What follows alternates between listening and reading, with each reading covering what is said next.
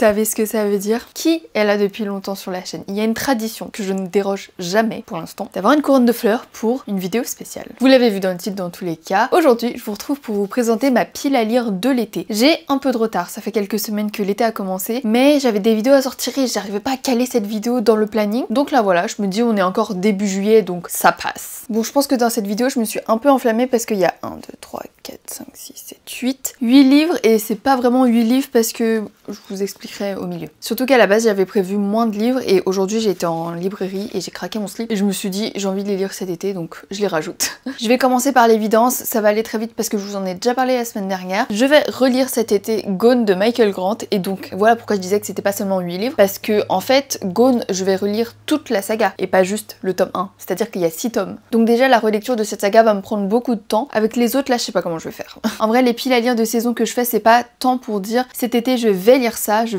c'est plutôt qu'est-ce que j'ai envie de lire en ce moment pendant l'été. Du coup ensuite on voit ce que j'ai le temps de lire ou pas. Donc Gone, en tout cas c'est sûr que ça sera relu parce que je l'ai déjà commencé et la lecture commune a commencé. Si vous savez pas de quoi je parle, je vous mets la vidéo juste ici. J'organise une grosse lecture commune sur Gone pendant tout l'été. Moi je vais la relire, mais si vous voulez la découvrir en même temps que nous, c'est l'occasion. Et du coup on discute de tout ça sur les réseaux sociaux avec le hashtag Gone Relecture ou sur le Discord qui sera dans la barre d'infos. Bref, toutes les infos sont dans cette vidéo, donc j'en parle pas plus. Ensuite cet été j'aimerais lire le tome 2 et 3 de la trilogie L'été où je suis devenue jolie de Jenny Han. Donc là c'est le tome 1, donc c'est pas le bon livre que je vous montre, mais en fait je les ai pas encore. Je vais les recevoir de la part de Albin Michel parce que je leur ai demandé, ils ont gentiment accepté. Mais en fait j'ai lu ce tome 1 il y a quelques semaines, la semaine dernière je crois, et j'ai beaucoup aimé. C'est très summer vibes, très on se prend pas la tête et tout, triangle amoureux, tout ça, enfin bref. Et c'est vraiment ce que je voulais lire la semaine dernière. Donc voilà, le tome 2 et 3, je sais même pas comment il s'appelle. Le tome 2 c'est L'été où je t'ai retrouvé et le tome 3 c'est L'été devant nous. Ah oui, et ça c'est les nouvelles éditions parce que c'est sorti en série sur Prime Video. Je sais pas si le tome 1 correspond à la saison numéro 1 de la série. Du coup je regarde pas tout de suite la série Prime Video pour être sûre de pas me faire spoiler le livre. Ensuite j'aimerais lire le nouveau livre d'une de mes autrices chouchou. Il s'agit de Le sens de nos pas de Claire Norton, publié chez Robert Laffont. Claire Norton c'est celle qui a écrit Celle que je suis, Ces petits riens qui nous animent, etc. qui ont tous été des coups de cœur. Genre à chaque fois ces livres là ils sont dans mes tops de l'année. Donc voilà, ça c'est son nouveau roman qui est sorti très récemment là, genre en avril ou mai. Dans ce roman le résumé dit juste que rien n'aurait dû réunir Auguste, 85 ans, et Philomène, 15 ans. Pourtant la quête que le vieil homme et la jeune fille vont entreprendre ensemble et loin de chez eux se révélera le plus précieux cadeau que la vie pourrait leur réserver à l'un comme à l'autre. C'est le genre de roman où je me lance un peu à l'aveugle globalement. Là j'ai lu le résumé avec vous, mais sinon je savais même pas de quoi ça parlait, parce que là je fais confiance à l'autrice, parce que je lis ce livre pour l'autrice et pour sa plume et pour ses histoires, ses personnages, etc.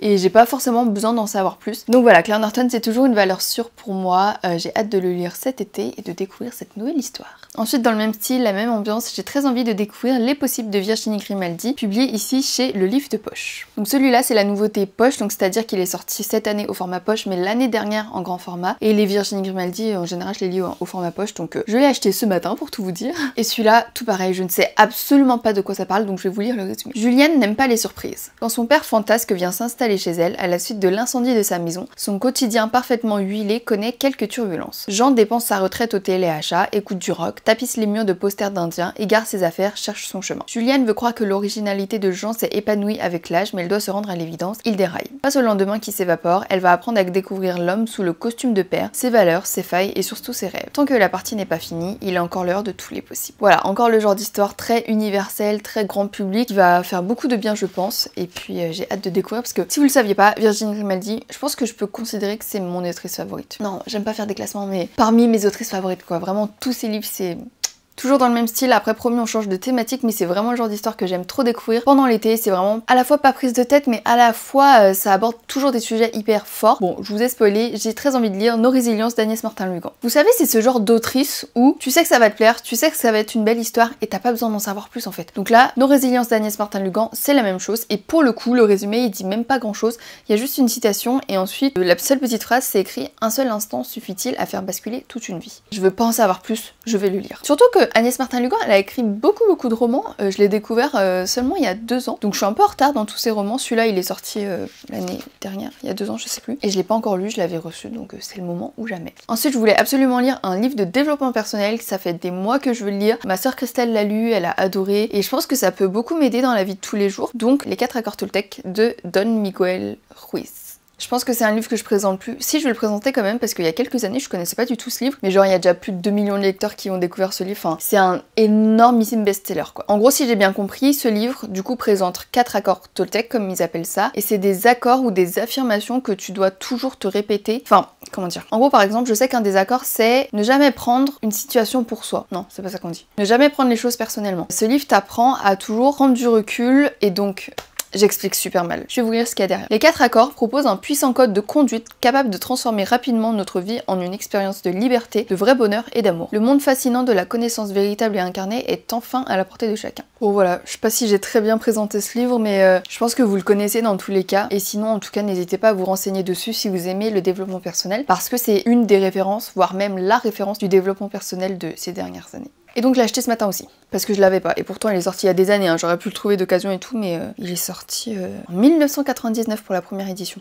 Et donc ce matin, comme je suis allée à la Fnac pour acheter ça, j'ai un peu craqué mon slip parce que ça faisait très longtemps que j'avais pas acheté des livres. J'avais pas juste flâné dans une librairie et pris ce qui me tentait. Donc c'est ce que j'ai fait. Je me suis dit, bon en vrai si j'achète des formats poche, je vais pas me ruiner. Un livre de poche c'est genre 7 €. Et donc j'avais envie d'acheter des livres ce matin. Et j'ai pioché un peu dans différentes catégories. J'avais pas envie d'acheter que la même chose, vous voyez. Donc là on change de thème complet. J'ai choisi d'acheter Jamais sans mes sœurs de Christina, Céleste et Juliana qui est publié chez Archipoche. Et donc je vous le mets dans la pile à lire de l'été parce que je les ai achetés ce matin, donc j'ai très envie de les lire prochainement, rapidement, c'est-à-dire cet été. Donc ça rentre dans la pile à lire de l'été. Jamais sans mes sœurs, c'est un livre que j'avais déjà vu passer, mais sans plus. Enfin genre j'ai pas vu d'avis, et c'est un livre de témoignages. Pour ceux qui me suivent depuis quelques temps, vous savez que j'adore les témoignages, même si ça peut être dur. Et là c'est un témoignage de 3 sœurs, Céleste, Christina et leur demi-sœur Juliana, qui ont toutes les 3 grandi dans une secte, la secte des enfants de Dieu. Une des filles, donc Christina, elle a réussi à s'enfuir avec sa mère quand elle avait 12 ans. Par contre les 2 autres, Céleste et Juliana, n'ont pu s'échapper que longtemps après. Et donc c'est le récit de ces 3 sœurs qui vont nous raconter comment était leur enfance, entre maltraitance, torture physique, mentale, prostitution, violée,